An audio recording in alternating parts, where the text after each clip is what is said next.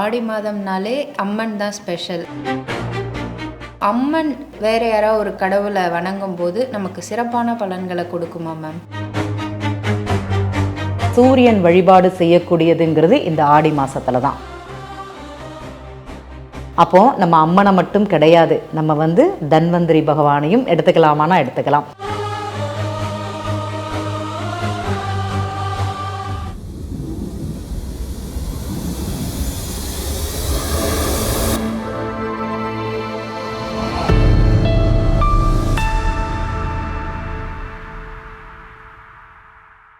வணக்கம் மேம். இப்போது ஆடி மாதம் ஆரம்பமாக போகுது. ஆடி மாதம்னாலே அம்மன் தான் ஸ்பெஷல். அம்மன் மட்டும்தான் எல்லாருமே அந்த ஆடி மாதம் ஃபுல்லாகவே கொண்டாடுவாங்க. இப்போது அம்மன் தவிர வேற யாராவது ஒரு கடவுளை வணங்கும் போது நமக்கு சிறப்பான பலன்களை கொடுக்குமா மேம்? கண்டிப்பாக. இந்த ஆடி மாதம்னாலே அம்மன் கூழ் ஊத்துறது, வேப்பிள்ளை ஆடைக்காரின்னு சொல்லுவாங்க. மாரியம்மன், முத்துமாரியம்மன், துர்க்கையம்மன் வழிபாடுங்கிறது ரொம்ப ரொம்ப சிறப்பு. முதல்ல ஆடி மாதத்தோட சிறப்பு என்ன அப்படிங்கிறது தெரிஞ்சுக்கணும். இந்த சூரியனோட நகர்வை வச்சு தான் நம்ம ஒரு மாதம் அப்படிங்கிறது நம்ம கணக்கிடுறோம். தக்ஷணாயன காலம், தக்ஷணாயன புண்ணிய காலம் ஆரம்பிக்கக்கூடியது எந்த மாதத்துலனா இந்த ஆரம்பங்கிறது இந்த ஆடி மாதத்தில் தான். இந்த ஆடி மாதம் பார்த்திங்கன்னா மிக சிறப்பான மாதம்னு சொல்லலாம். இதில் நிறைய பார்த்திங்கன்னா கோவில், அதோட சிறப்புகள், மந்திரம், ஹோமம், அதே மாதிரி ஒரு வீட்டில் போய் பாராயணம் பண்ணுறது, ஒரு தெய்வத்தோட வழிபாடுங்கிறது இந்த மாதத்துலேருந்தே ஆரம்பிச்சிடும் உங்களுக்கு. இந்த மாதத்துலேருந்து அடுத்து வரக்கூடிய 6 மாதமும் இந்த சுவாமி கடவுள் மாதம், தேவர்களுடைய மாதம்னு சொல்லுவோம். இதில் ஆடி மாதம், ஆவணி மாதம், புரட்டாசி மாதம், ஐப்பசி மாதம், கார்த்திகை மாதம், மார்கழி மாதம், அதுக்கப்புறம் தை. இந்த 6 மாதமும் ஒரு தெய்வ வழிபாடு, ஒரு சிறப்புகள் அப்படிங்கிறது சொல்லுவோம். இந்த தக்ஷணாயன புண்ணிய காலம்ங்கிறது இந்த ஆடி மாதத்தில் தான் இது பண்ணுறது. ஆடிப்பட்டம் தேடி விதைன்னு சொல்லுவாங்க. ஆடி மாதத்தில் தான் விதை விதிப்பாங்க. அது யாருக்காக? இந்த சூரியன் வழிபாடு செய்யக்கூடியதுங்கிறது இந்த ஆடி மாதத்தில் தான். அந்த சூரியனுடைய ஒளியும் பிரதிபலிப்பும் அந்த அனுபவ குணமும் நம்மளுடைய நான் முதன்மையாக திகழணும். அரசியல்வாதிகளுக்கெல்லாம் இந்த ஆடி மாதங்கிறது ரொம்ப சிறப்பு. ஏன்னு பார்த்தீங்கன்னா இந்த பூர்வ புண்ணியஸ்தானம்னு சொல்லுவோம். ஆடி அமாவாசை இந்த ஆடி மாதத்தில் தான். அந்த பூர்வ புண்ணிய கர்மாவை கரைக்கக்கூடியது, அதுவும் இந்த பித்து தர்ப்பணம் செய்யக்கூடியது, அதுவும் இந்த ஜல நிறைந்த இடங்களில், நதிகளில், கடலில். நீங்கள் எல்லாம் பார்த்தீங்கன்னா ஆடி அமாவாசை அன்னைக்கு அவ்வளோ கூட்டம் இருக்கும். உதாரணமாக திருச்செந்தூர், காசி, ராமேஸ்வரம் இந்த இடங்கள்லாம் பார்த்தீங்கன்னா, திருவனந்தபுரத்தில் அனந்த பத்மநாப சுவாமி கோவிலில் இருக்கிற திருப்பாதபுரம்னு சொல்லக்கூடிய இடங்கள்லையும், அதே மாதிரி வர்க்கலை அப்படிங்கிற சொல்லக்கூடிய இடங்களிலையும், அதே மாதிரி பார்த்திங்கன்னா பரசுராமர் கோவில் திருவல்லம், இங்கெல்லாம் ஆடி மாதம் ரொம்ப, அதுவும் ஆடி அமாவாசைங்கிறது ரொம்ப ரொம்ப விசேஷம். இது ஒரு நோய்க்குண்டான காலம்னு சொல்லுவாங்க. கண்டிப்பாக கிடையாது. நம்ம உடம்பில் உள்ள நோய்களை அதை எடுத்து சரி செய்யக்கூடியது. இப்போ இந்த ஆடி மாதத்தில் என்ன பண்ணுவாங்கன்னா, கேரளா மக்கள் ஒரு மருந்து ஔஷத கஞ்சின்னு சொல்லுவாங்க.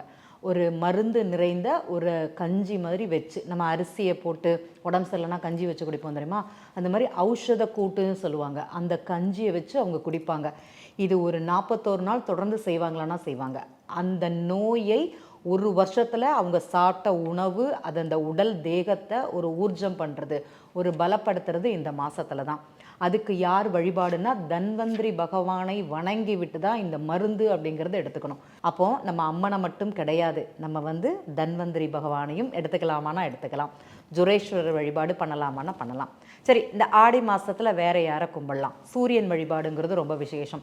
ஏன்னா அந்த சூரியனுடைய பிரதிபலிப்பு, ஒளி, அந்த இதுதான் நம்மளை விதை நெல்களை நமக்கு பலப்படுத்தி அந்த மண்ணில் கரெக்டான வெப்பமும் நீரும் தகுந்த மாதிரி வச்சு நமக்கு நெல்லை கரெக்டான பக்குவத்தை கொண்டு வர்றதுன்னு பார்த்திங்கன்னா இந்த விதைக்கிற அந்த ஆரம்ப காலங்கிறது இந்த ஆடி மாதம். ஸோ இந்த சூரியன் வழிபாடு இல்லைன்னா சிவ ஆலய வழிபாடுங்கிறது ரொம்ப விசேஷம். நீங்கள் பார்த்தீங்கன்னா எல்லாருமே இந்த தர்ப்பணம் பண்ணும்போது பழமையான சிவன் கோவில் இல்லைன்னா பழமையான கோவில்களில் கடலுக்கு பக்கத்தில் உள்ள கோவிலுக்கு அப்படிங்கிறது போயிட்டு வருவீங்க. அப்போது அந்த சிவன் வழிபாடு சிறப்பாக அப்படின்னா ரொம்ப சிறப்பு. சிவனை வழிபாடு பண்ணலாமான்னா பண்ணலாம். இந்த கர்ம காரகன்னு சொல்லக்கூடியது யாருன்னா சனி பகவான்.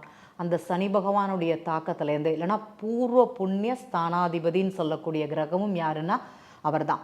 அப்போ அவரை வந்து பலப்படுத்துறதுக்கு, அவரை வந்து சாந்தி பண்ணுறதுக்கு, அவரை வந்து இது பண்ணுறதுக்கு இந்த சனி பகவானுடைய தந்தைன்னு சொல்லக்கூடிய சிவன் வழிபாடுங்கிறது ரொம்ப ரொம்ப விசேஷம். அப்பாட்ட பிள்ளைகிட்ட ஒரு குறை இருந்ததுன்னா எங்கே போவோம்? அப்பாட்ட போவோம். அப்பா உன் பிள்ளைகிட்ட வந்து இந்த குறையை வந்து சரி பண்ணி கொடுக்க சொல்லுன்னு சொல்லக்கூடிய முறையிடக்கூடிய ஸ்தலம் அப்படிங்கிறது சிவன் கோவில். நீங்கள் பார்த்துருப்பீங்க, ஆடி மாதங்களில் பழமையான சிவன் கோவில், அம்மன் கோவில் அப்படிங்கிறது ரொம்ப ரொம்ப விசேஷம். அம்மன் மட்டும் கிடையாது, அதில் உள்ள எல்லா தெய்வங்களும் சிறப்பாக அப்படின்னா அங்கே சிறப்பு தான். அம்மன் கோவிலில் தெரியும், விரதம் இருக்கிறது, ஆடி கழிதல்னு நம்ம வீட்டுக்கு தேவையான இந்த பழைய பொருட்களை மாற்றிவிட்டு புதிய பொருட்களை மாற்றக்கூடிய ஒரு காலங்கிறது இந்த ஆடி மாதம்தான். அதுக்காக தான் ஆடி கழிவு அப்படிங்கிறது போடுறாங்க. நீங்கள் பார்த்தீங்கன்னா எல்லா இடத்துலையும் துணியிலேருந்து இன்றைக்கி ஃப்ரிட்ஜு, வாஷிங் மிஷின் மேற்கொண்டு இங்கே டிஸ்கவுண்ட் சேலு அப்படிங்கிறது ஆடி மாதம் நடக்குமானா நடக்கும்.